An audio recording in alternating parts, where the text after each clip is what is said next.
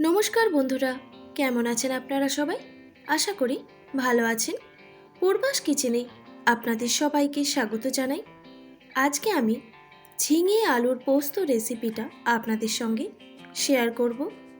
খুবই সাধারণ একটি রেসিপি।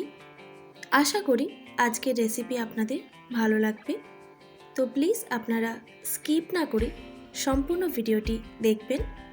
তো চলুন বন্ধুরা, এবার রান্নার দিকে এগোনো যাক। ঝিঙে আলু পোস্ত বানানোর জন্য আমি এখানে 1 কেজি ঝিঙে এইভাবে কেটে নিয়েছি আর পরিষ্কার করে জল দিয়ে ধুয়ে নিয়েছি। আপনারা চাইলে কিন্তু ঝিঙের পরিমাণটা কমিয়ে বা বাড়িয়ে দিতে পারেন। আর এখানে একটা মিডিয়াম সাইজের আলু এইভাবে কেটে নিয়েছি, তারপর পরিষ্কার করে ধুয়ে নিয়েছি। তারপর লাগছে দুটো মিডিয়াম সাইজের পেঁয়াজ কুচি। আপনাদের যদি পেঁয়াজটা অপছন্দ হয়ে থাকে তাহলে আপনারা স্কিপও করে দিতে পারেন। আর এইদিকে লাগছে পোস্ত বাটা। আর রেসিপিটা বানানোর জন্য আমি একটা কড়াই নিয়েছি।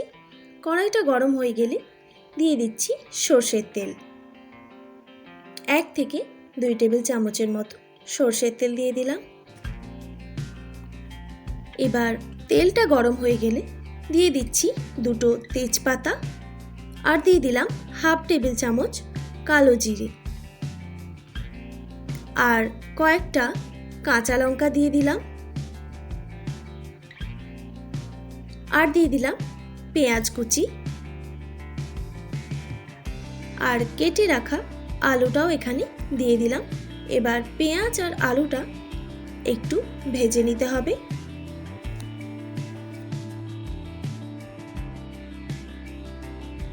আমার রান্নার ভিডিওগুলি আপনাদের কেমন লাগে অবশ্যই আমাকে কমেন্ট করে জানাবেন।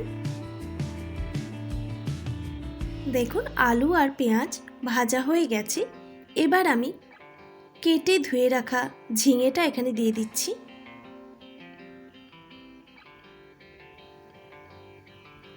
দিয়ে দিলাম স্বাদ মতো নুন আর সামান্য পরিমাণে হলুদের গুঁড়ো। তারপর ভালো করে নাড়াচাড়া করে নিতে হবে।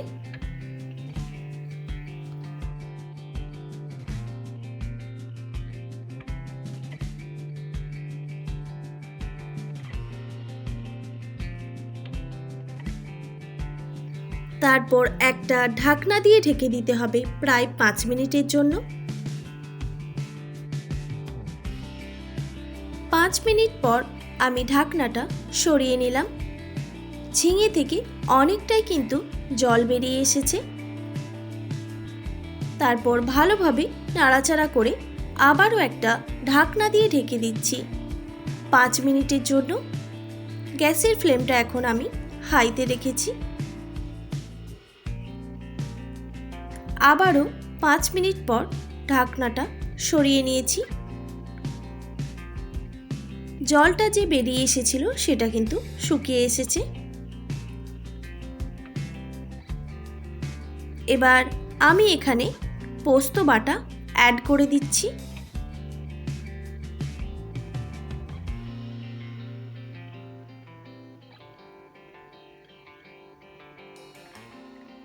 দিয়ে দিলাম 2 থেকে 3 টেবিল চামচ পোস্ত বাটা। তারপর ভালো করে মিক্স করে নিতে হবে।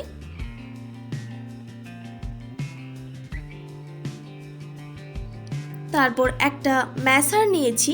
আমি একটু ঝিঙে পোস্ত ঘাটা ঘাটা বানাতে চাই, সেই জন্য ম্যাশারে করে ঘেটে নিচ্ছি। আপনারা চাইলে কিন্তু এই স্টেপটা স্কিপও করে দিতে পারেন।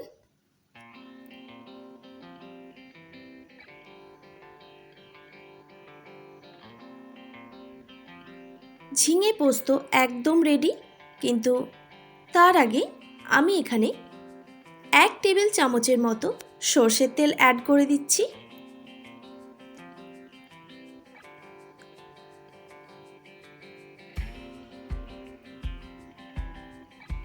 কাঁচা সর্ষের তেল। এবার একদম রেডি এটা পরিবেশনের জন্য। এবার আমি গরম গরম ভাতের সঙ্গে পরিবেশন করে নেব।